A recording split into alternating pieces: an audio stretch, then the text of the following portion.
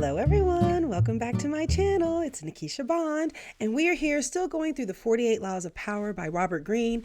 If you're new here, welcome. I'm so glad you decided to join us. Yes, we are going through this whole entire book, all 48 laws. We are on law number 22 because I want to make sure that you understand that you're being played and manipulated and that you can have the power to fight back.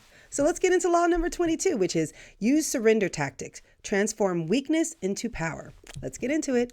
When you are weaker, never fight back for honor's sake. Choose surrender instead. Surrender gives you time to recover, time to torment and irritate your conqueror, and time to wait for his power to wane. Do not give him the satisfaction of fighting and defeating you. Surrender first. By turning the other cheek, you infuriate and unsettle him. Make surrender a tool of power. I'm going to break up with you before you break up with me.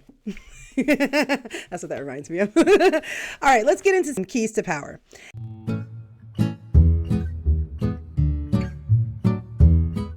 What gets us in trouble in the realm of power is often our own overreaction and moves of our enemy and rivals. That overreaction creates problems that we would have avoided had we been more reasonable. This is so true. I remember growing up, there was this phrase that was said, don't cut off your nose to spite your face. And when I was young, I was like, but why would you cut off your nose just to make your face mad? And my mom's like, exactly. And I'm like, no, but I don't get it. Why would you cut off your nose just to make your face mad? Exactly. So sometimes people want to react because it feels so good in the moment, but you could be just cutting off your nose, which might feel so good in the moment just to spite your face, but you're going to end up with a face with no nose. So that's weird. So you don't want to do that. Let's continue on.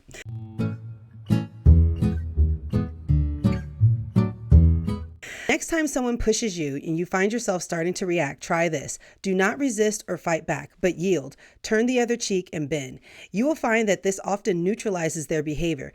They expected, even wanted you to react with force, so they are caught off guard and confounded by your lack of resistance. By yielding, you are in fact of control of the situation because your surrender is part of the larger plan.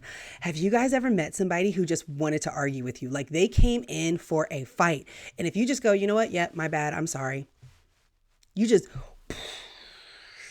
took all of the air out of their balloon by surrendering, because now it's no, I was ready for a fight. You were supposed to come back at me and I was going to go back at you, but you're surrendering. I wasn't ready for that. That wasn't part of the plan. You were never supposed to surrender. That's how you flip the script and turn the power back, because you knew that they wanted a fight, so you didn't give them what they wanted. Ooh, I love that for you. Yes. Okay.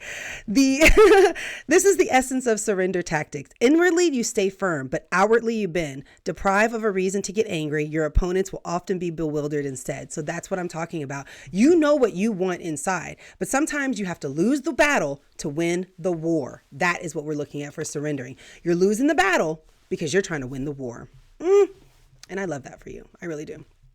Okay. So here's another one.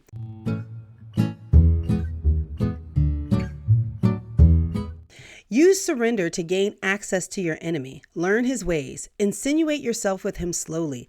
Outwardly conform to his customs, but inwardly maintain your own culture. So they use it for different reasons in the book, but what I thought was a really great idea is for you to use this if you're working at a job. You should be using that job for everything that it's worth, so that you can take that and use it for your advantage later on. That's what I think working at a job for me. It should be like a springboard to you doing your own thing. So are you in a job that helps you springboard to what you really want to do? Sometimes you do have to conform. Sometimes you do have to surrender to working a job. Oh my gosh, that's what you might be thinking. But if you're using that job to get to where you want later on, you are in fact in power. So your job is haha, we get to use all of your amazing talents, and you don't know that we're just using you for all your amazing talents. And you're like, haha, but what you didn't know is I'm using you for all of the skills that I can't get on my own. I'm going to take them from you, and then I'm going to go and use them on my own.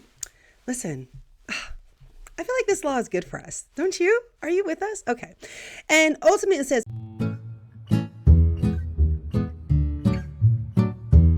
power is always in flux, since the game by nature is fluid, an arena of constant struggle. If you find yourself temporarily weakened, the surrender tactic is perfect for raising yourself up again. It disguises your ambition. It teaches you patience, self-control, key skills in the game.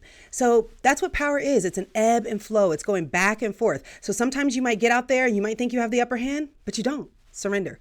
Sometimes you get out there and you have the upper hand. Go, take it, and know which one that you're playing on. I think that's really, really important. So let's get into the reversal of the law.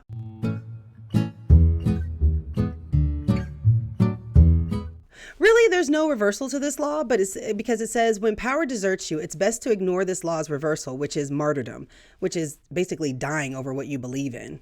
And it says the pendulum will swing back your way eventually, and you should stay alive to see it. So that's why martyrdom is not really good for you. You don't want to go out there and just surrender to the point where you don't no longer exist. That doesn't make any sense. So I wrote a note down here that says you want to surrender, but you never want to give up. You always have to have your plan. And sometimes you might have tried to go through the door, but you were blocked. So now you're going to go through the window, but those windows are closed. Now you're going to go up underneath the house and you're going to burrow a hole because you're going to get there in the end. That's what it tells me. So you might have to surrender temporarily. These are my final thoughts.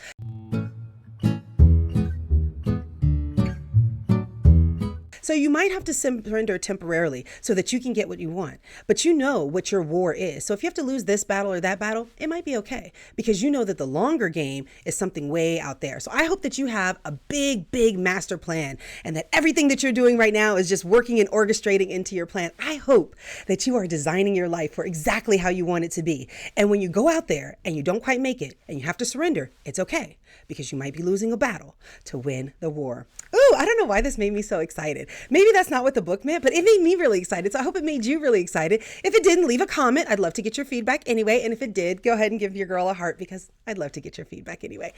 And make sure that you like and make sure that you subscribe and make sure that you share this with a friend because we want to make sure that our friends are not going out there and putting it all on the line only to, not make it. Let them know that sometimes you do have to surrender. And in that time that you're surrendering, make sure that you're fueling up for the next battle. Yes.